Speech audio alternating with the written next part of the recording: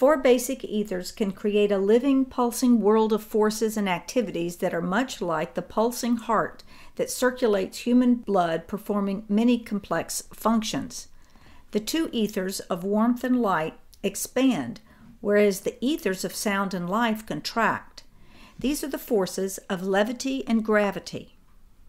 When we speak of the ethers, we speak of the magical forces that we see manifesting in the world that are the shadow of the Spirit.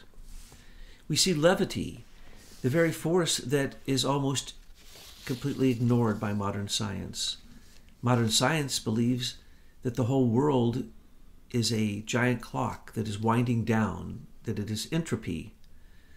But there's a thing called ectropy, or negentropy, which says that you can actually create life out of nothingness, that out of the vacuum, out of nothing, something can be created. And that is the entire nature of what a human being is. So when we speak of the ethers, it gets extremely complicated, and very few sources will tell you the full picture, that there are 7 ethers. And these ethers have been known since ancient times, since the earliest writings of the Vedas and any tradition that you look in, you will find the ethers. They are called many different names, from tattvas to elements, to the etheric formative forces, to basically ethers, luminiferous ether, soniferous ether, many different names. But what they are is the following: gravity and levity. On one side, warmth and light, what do? They always ray out. Warmth is like fire. It moves outward, moves up, we would call it, but it actually moves outward. Light, the same thing, moves from its source outward. But what happens with sound ether and life ether? The exact opposite. They are the very forces that cause form to be imprinted upon warmth and light ether. So you can say one is like the male and the other is like the female. And in the physical world, you always have duality. So you can take these 4 ethers and you can develop a cosmology out of them where they are basically dual forces that are working together and interpenetrating through rhythmic exchange. And this would be exactly a definition of what's happening in all elements in the entire universe. It is a rhythmic, harmonious exchange of elements. You could even call it love, because it's a plan. It is intelligent design beyond any intelligence humans can imagine. Now, the 4 ethers, one could say, is a limited view because the ancients believed in 7 ethers. Rudolf Steiner also taught 7 ethers, but in the physical world, you don't get those 7 ethers. The 5th ether is called Akasha, and in the ancient Hindu tradition, they would say the Akasha ether is like the thumb, and the 4 ethers are like the fingers. The Akashic ether can go in between all of them. They also said the Akashic ether is the mother ether, and the other ethers, the 4 ethers, are always fighting and wrestling like her 4 sons, and she constantly has to harmoniously help them combine. The Akashic ether is the thing that creates what's called the Akashic records, or the Akashic chronicles, or what science would call the 0 point theories now, where in the vacuum itself holds the memory of everything that ever happened anywhere near it and is pulled into it. Well, the same would be true with the Akashic. It holds everything. It is the vessel, but then the 4 other ethers also have different manifestations within that vessel.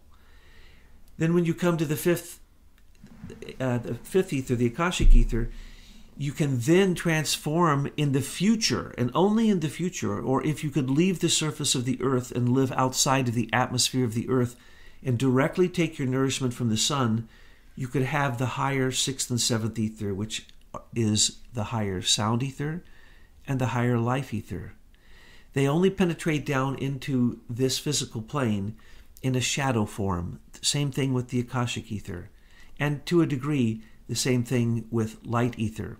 But the point is that down here the ethers are quite different than they will be when we transform ourselves in the future and we actually rise up off of the planet into the atmosphere and begin to receive our nourishment directly from the sound and the life ether that come from the sun. Because the sun doesn't just give warmth and light, it also gives sound and it gives life. Now, science would call those things many different other names. They would call them gravity waves at this point. They're calling them many different things and attributing them to ethers and etherons, and every type of ether you can imagine now is a theory in modern science, because they know, just like Einstein knew, that without the luminiferous ether, that light has nothing to propagate itself in. You must first create the substance that is in the vessel before you can define what's happening inside of that vessel.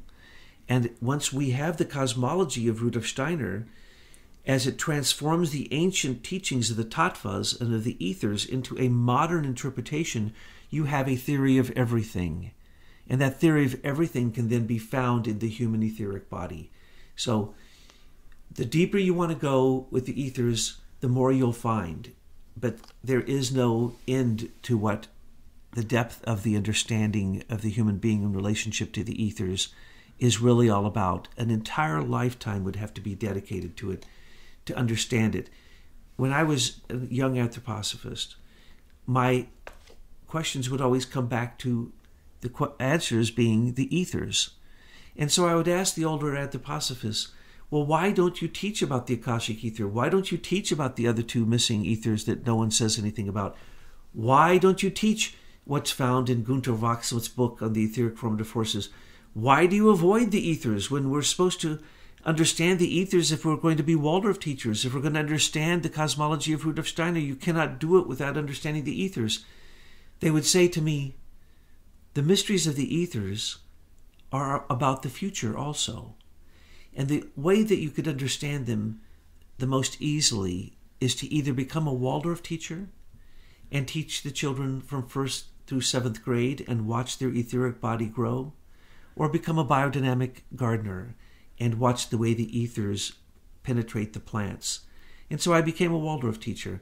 And after watching for many, many, many years, I can say that it is very true that the nebulous nature of the etheric body can truly be seen in the child as they unfold in their most beautiful way in the Waldorf curriculum from grades 1 through 7. So do not be discouraged when you study the ethers. And do not be discouraged that when you study Waldorf education and they tell you that you must understand the etheric body, you must understand the ethers, that really there's only a few books that you can turn to. That is why we put together the book on the eternal ethers, A Theory of Everything, because it is very difficult to understand what it is you're doing in Waldorf education unless you understand these metamorphic processes that can be found everywhere in nature. And then as a Waldorf teacher, whether you're teaching music, whether you're teaching painting, whether you're teaching science, whether you're teaching the periodic chart, the elements, it doesn't matter.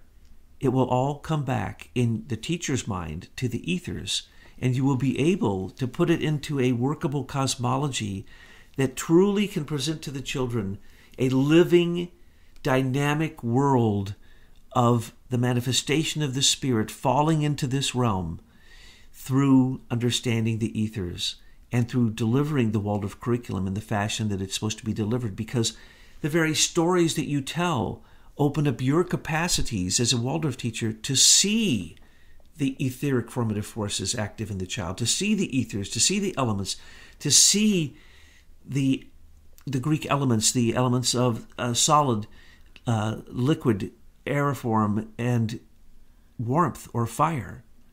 Fire, air, water, earth. They used to say in the Greek times, if you understand these 4 elements, you understand everything. Well, that would be true, as long as you understood the ethers behind those elements, the etheric formative forces behind those elements, the stages that we had to go through to create those elements and their transformation into the future. It would be true. All you would need to know are the 4 elements or the 4 ethers, and then you would even have a picture of what the human being is going to be in the future as they become angels, archangels, and beings of time, archives, and archive beings. And as that happens, we get to see imagination, inspiration, and intuition come into the child, even at an early age, these beautiful pictures of who they're going to be in the future. And that is one of the most rewarding things as a Waldorf teacher, is to see this astounding potential in a child flash up like a flame, like that light bulb coming on that so many people talk about, that is the reward of education. When you see them light up and they start to draw down the powers of their future nature, it is an astounding revelation of what the ethers will be able to become in the future, and how we, as we align with them, will receive our own nourishment to become those very beings.